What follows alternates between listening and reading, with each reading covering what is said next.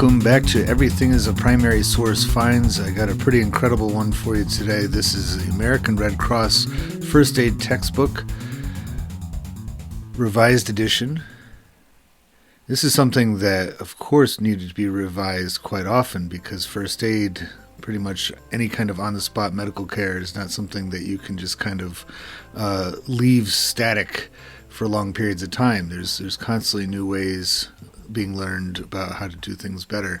This one is particularly great because, as you can see, it's been written in. This is something that either somebody was using, and I'll get to that in just a second as to where they might have been using it, or being tested on, or both.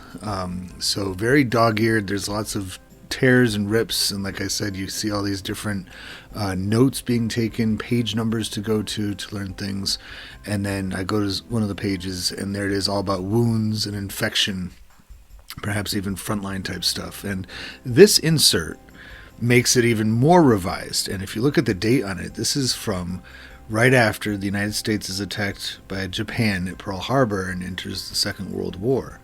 So this primary source, this first aid from the American Red Cross, this manual, was being produced throughout the 30s, but as the world was getting closer and closer to war, and the United States keeping an eye on that, it clearly is something that became very necessary.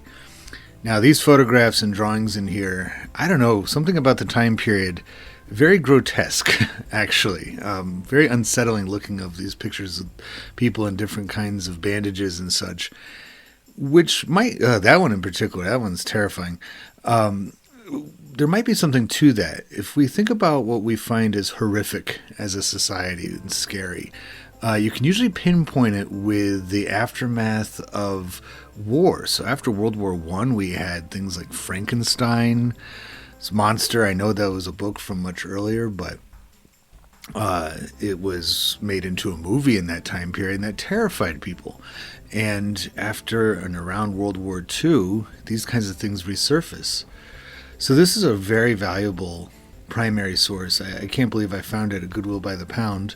You can find lots of things at Goodwill by the pound, and this one hopefully is helpful to you if you're learning about the late interwar period and the early war period for the United States entering the Second World War, and what that meant for civilians turned into, in this case, medics.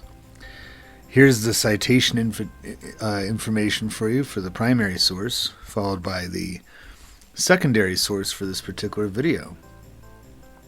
If you like what you see, head on over to everything-history.com, and there you'll find this in the 1930s section, maybe 1940s, because I guess technically it does cross over into the 1940s with that insert, and you can add your own 2 cents, what you think about it, and I hope that you do.